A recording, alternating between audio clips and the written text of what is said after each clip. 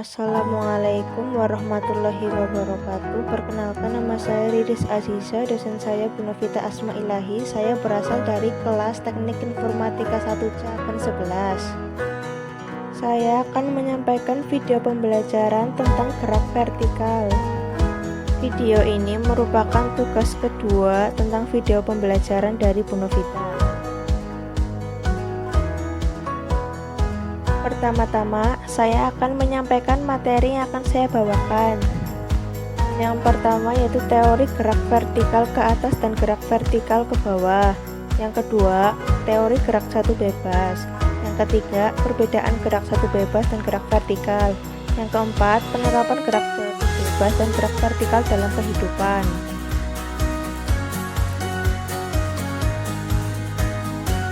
Yang kelima, contoh penerapan gerak satu bebas dan gerak vertikal dalam dunia informatika maupun pemrograman. Yang keenam, contoh soal gerak satu bebas dan gerak vertikal, masing-masing 2 soal dan jawabannya. Kita langsung ke pembahasannya aja, yaitu gerak vertikal.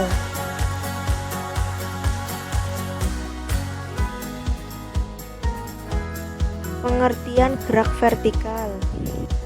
Gerak vertikal merupakan gerak benda yang arahnya vertikal tegak lurus dengan bidang horizontal. Lintasannya berupa garis lurus ke atas.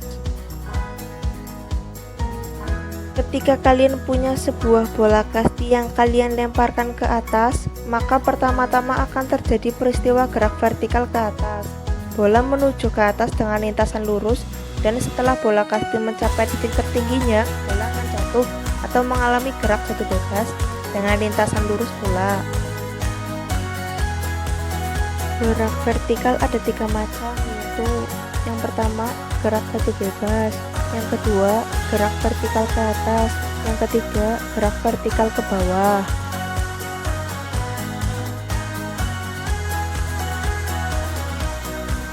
Yang pertama, gerak jatuh bebas.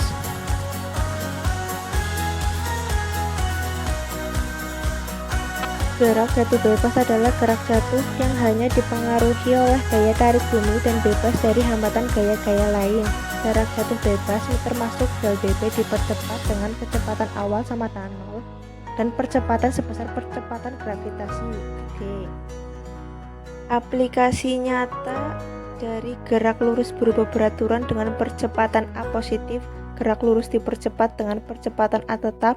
Ini adalah suatu benda yang dijatuhkan dari ketinggian sekian meter dengan kecepatan awal 0 atau tanpa kecepatan awal.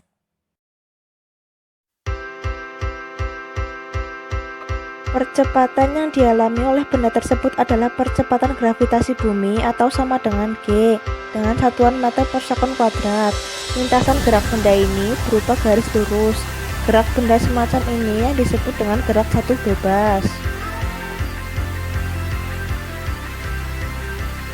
Gerak jatuh bebas didefinisikan sebagai gerak suatu benda yang dijatuhkan dari ketinggian tertentu di atas tanah tanpa kecepatan awal dan dalam geraknya hanya dipengaruhi oleh gaya gravitasi. Secara matematis, rumus gerak satu bebas ditulis sebagai berikut. Vt sama dengan V0 plus A kali T. Karena V0 sama dengan 0 dan A sama dengan G, maka rumus di atas berubah menjadi Vt sama dengan G kali T. Keterangan Vt sama dengan kecepatan setelah T sekon dengan satuan meter per sekon. V0 sama dengan kecepatan awal dengan satuan meter per sekon. G sama dengan percepatan gravitasi dengan satuan meter per sekon kuadrat. T sama dengan waktu dengan satuan sekon.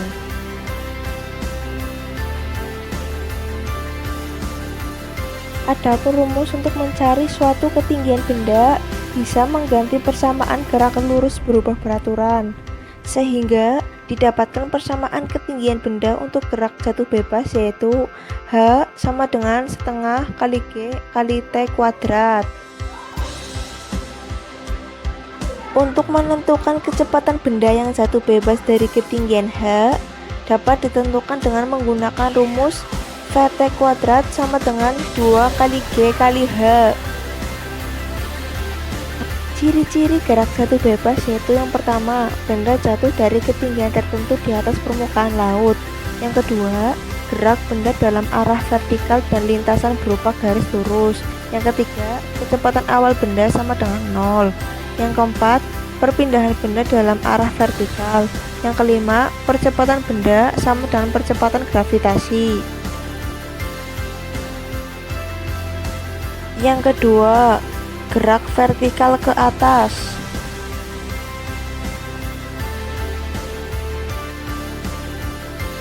Materi gerak vertikal ke atas berkaitan erat dengan materi gerak satu bebas maupun gerak lurus berupa peraturan. Gerak vertikal ke atas ini, benda mempunyai kecepatan awal. Benda akan mengalami perlambatan jika semakin meninggi. Pada ketinggian yang maksimum, benda akan berhenti sesaat dan kemudian akan jatuh ke bawah. Karena benda bergerak ke atas, maka benda melawan gravitasi sehingga mengalami perlambatan.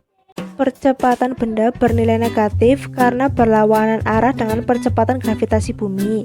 Pada saat benda mencapai ketinggian maksimum, kecepatan benda sama dengan 0. Berbeda pada kasus gerak satu bebas yang nilai nolnya adalah kecepatan awalnya.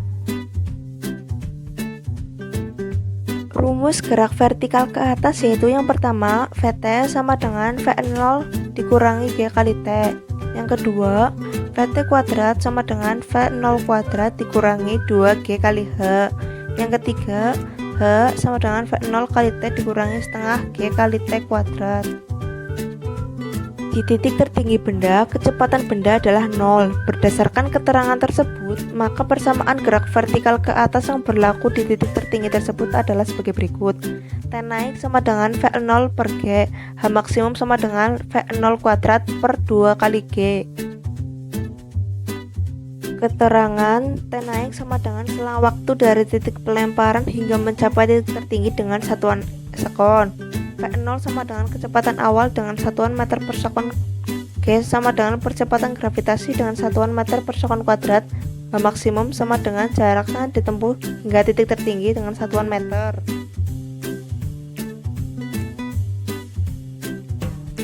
Saat mulai turun, persamaannya sama seperti gerak satu bebas. Rumusnya yaitu T turun sama dengan V0 per G sama dengan akar 2H maksimum per G.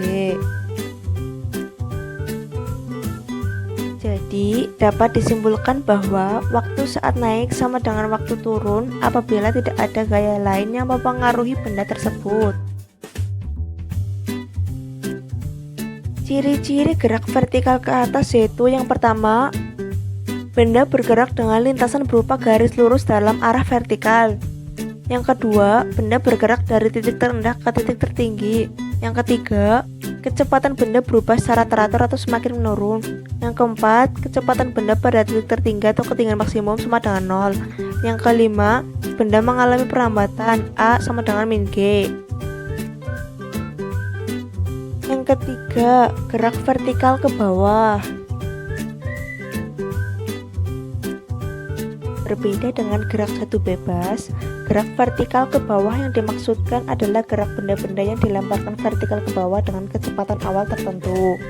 Jadi seperti gerak vertikal ke atas, hanya saja arahnya ke bawah. Sehingga persamaannya sama dengan persamaan pada gerak vertikal ke atas. Hanya saja tanda negatif pada persamaan gerak vertikal ke atas diganti dengan tanda positif. Rumus gerak vertikal ke bawah yaitu yang pertama, Vt sama dengan V0 plus G kali T. Yang kedua, H sama dengan V0 kali T plus setengah G kali T kuadrat. Yang ketiga, Vt kuadrat sama dengan V0 kuadrat plus 2G kali H. Keterangan Vt sama dengan kecepatan pada saat T sekon dengan satuan meter per sekon. V0 sama dengan kecepatan awal dengan satuan meter per sekon. G sama dengan percepatan gravitasi dengan satuan meter per sekon kuadrat. H sama dengan ketinggian dengan satuan meter. T sama dengan waktu dengan satuan sekon. Ciri-ciri gerak vertikal ke bawah yaitu yang pertama, lintasannya berupa garis lurus vertikal. Yang kedua, bergerak dari titik tertinggi ke titik terendah. Yang ketiga, memiliki kecepatan awal.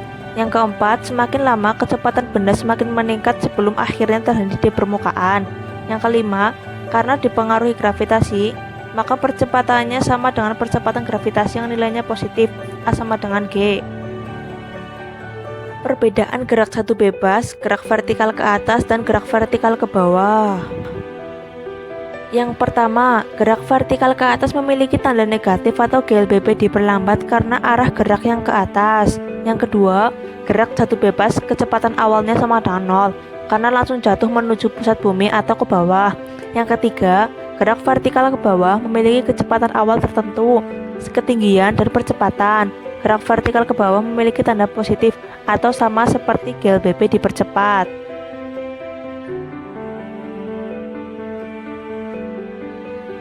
Penerapan gerak satu bebas dan gerak vertikal dalam kehidupan. Yang pertama, penerapan gerak satu bebas. Yang A, mengukur ketinggian bangunan. Untuk mengukur ketinggian bangunan, kamu tidak perlu menggunakan meteran seperti halnya kamu mengukur panjangnya kayu.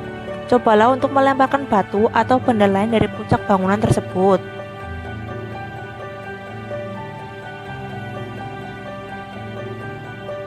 Lalu, hitung lama benda untuk sampai ke tanah.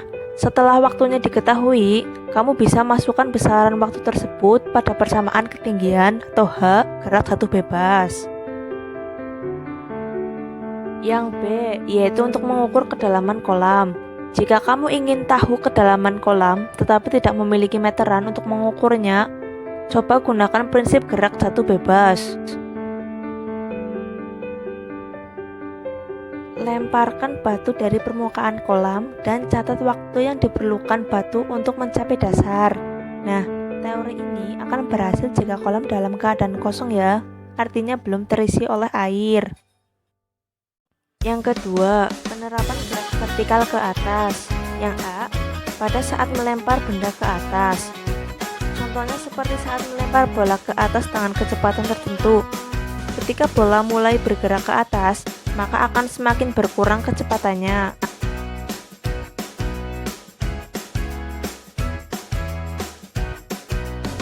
Karena adanya perlambatan oleh gaya gravitasi sampai pada tinggi maksimum, di mana kecepatannya pada saat tinggi maksimum sama dengan 0. Yang B, roket keluar angkasa. Pertama-tama, roket melaju dari bumi dengan kecepatan penuh agar bisa terbang. Pada saat terbang, roket melaju pada lintasan yang lurus. Ketika di ketinggian maksimum, roket kemudian berhenti, lalu mulai menjalankan misinya. Yang ketiga, penerapan gerak vertikal ke bawah. Yang A, melempar benda dari ketinggian. Berbeda dengan gerak satu bebas, gerak vertikal ke bawah yaitu ketika seseorang melempar benda dari ketinggian dengan adanya dorongan, sehingga gerak vertikal ke bawah ini ada V0-nya, ada kecepatan awalnya, sedangkan gerak satu bebas tidak ada kecepatan awalnya. Yang B, bermain bola basket. Pada saat mendribel bola basket, bola sengaja dipantulkan ke bawah. Pada saat itulah terjadi gerak vertikal ke bawah, karena bola sengaja dipantulkan atau didorong ke bawah. Contoh penerapan gerak satu bebas dan gerak vertikal dalam dunia informatika maupun pemrograman, yaitu yang pertama, untuk analisis kecepatan terminal. Yang kedua, penerapan spreadsheet Excel. Yang ketiga, menguatkan sinyal dan komputer. Contoh soal gerak satu bebas dan gerak vertikal, masing-masing 2 soal dan jawabannya. Contoh soal gerak satu bebas. Nomor 1. Doni memiliki sebuah kelereng yang ingin dijatuhkan dari ketinggian 45 meter dan percepatan gravitasinya adalah 10 meter per sekon kuadrat. Berapakah kecepatan dari kelereng Doni saat menyentuh tanah? Jawab, diketahui H sama dengan 45 meter, G sama dengan 10 meter per sekon kuadrat.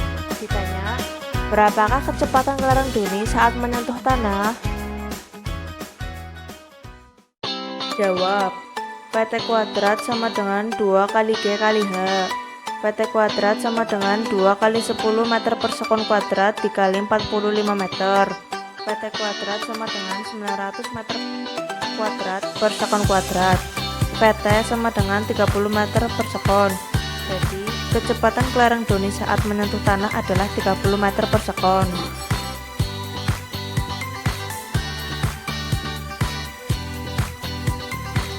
Soal nomor 2. Risti memiliki sebuah bola basket yang ingin dijatuhkan dari ketinggian 180 meter dan percepatan gravitasinya 10 meter per sekon kuadrat. Berapakah kecepatan dari bola basket Risti saat menyentuh tanah?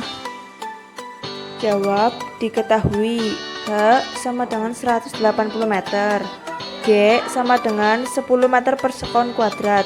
Ditanya, berapakah kecepatan dari bola basket Risti saat menyentuh tanah? Jawab, Vt kuadrat sama dengan 2 kali G kali H. Vt kuadrat sama dengan 2 kali 10 meter per sekon kuadrat dikali 180 meter sama dengan 3600 meter kuadrat per sekon kuadrat. Vt sama dengan 60 meter per sekon. Jadi, kecepatan kelereng Risti saat menyentuh tanah adalah 60 meter per sekon. Yang B, contoh soal gerak vertikal ke atas. Nomor 1, Andi melempar bola ke atas dengan kecepatan 12 meter per sekon. Tentukan A, waktu yang dicapai bola untuk mencapai ketinggian maksimum. B, berapa ketinggian yang dicapai oleh bola. Diketahui V0 sama dengan 12 meter per sekon, G sama dengan 10 meter per sekon kuadrat. Ditanya T naik dan H. Penyelesaian A, T naik sama dengan V0 per G. T naik sama dengan 12 meter per sekon per 10 meter per sekon kuadrat. T naik sama dengan 1,2 sekon. Jadi, waktu untuk mencapai ketinggian maksimum adalah 1,2 sekon. Yang B, H sama dengan V0 kali T dikurangi setengah G kali T kuadrat. H sama dengan 12 meter per sekon dikali 1,2 sekon dikurangi setengah kali 10 meter per sekon kuadrat dikali 1,44 sekon kuadrat. H sama dengan 14,4 meter dikurangi 7,2 meter. H sama dengan 7,2 meter. Jadi ketinggian yang dicapai benda adalah 7,2 meter. Soal nomor 2. Sebuah kelereng dilempar vertikal ke atas menggunakan ketapel dengan kecepatan 40 meter per sekon. Jika gesekan udara diabaikan dan besar percepatan gravitasi sebesar 10 meter per sekon kuadrat, tentukan ketinggian maksimum yang bisa dicapai oleh kelereng tersebut dan berapa lama waktu yang dibutuhkan untuk mencapai ketinggian maksimum.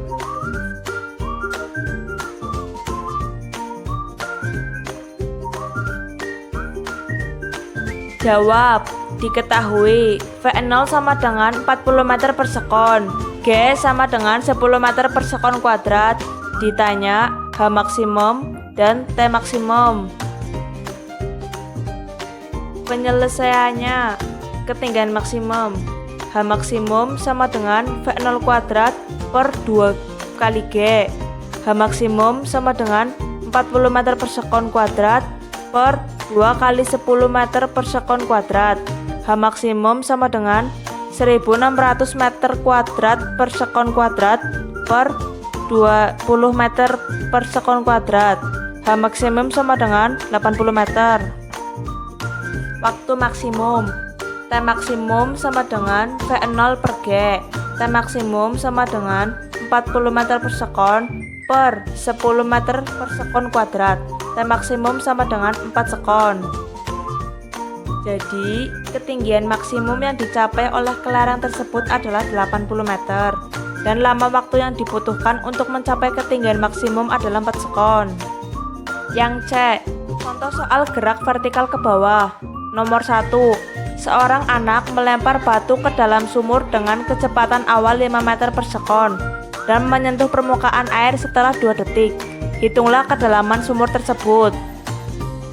Jawab, diketahui V0 sama dengan 5 meter per sekon, T sama dengan 2 sekon, G sama dengan 10 meter per sekon kuadrat. Ditanya H sama dengan titik-titik.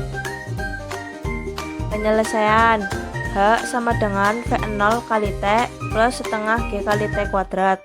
H sama dengan 5 meter per sekon dikali 2 sekon plus setengah kali 10 meter per sekon kuadrat dikali 2 sekon kuadrat. H sama dengan 10 meter plus 5 meter per sekon kuadrat dikali 4 sekon kuadrat. H sama dengan 30 meter. Jadi, kedalaman sumur tersebut adalah 30 meter. Soal nomor 2. Sebuah kotak kecil dilemparkan dari sebuah bangunan dengan ketinggian 80 meter dan kecepatan awal 10 meter per sekon. Berapa lama waktu yang diperlukan oleh kotak tersebut mencapai tanah? Jawab. Diketahui H sama dengan 80 meter, V0 sama dengan 10 meter per sekon, G sama dengan 10 meter per sekon kuadrat. Ditanya waktu. Pertama-tama mencari VT dulu dengan menggunakan rumus VT kuadrat sama dengan V0 kuadrat plus 2 kali G kali H.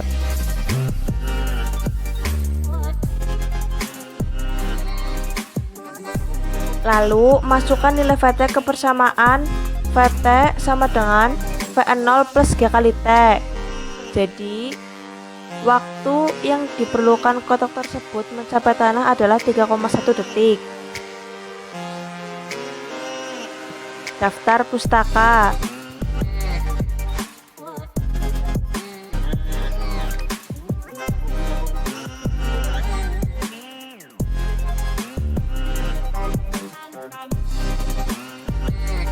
Sekian, terima kasih.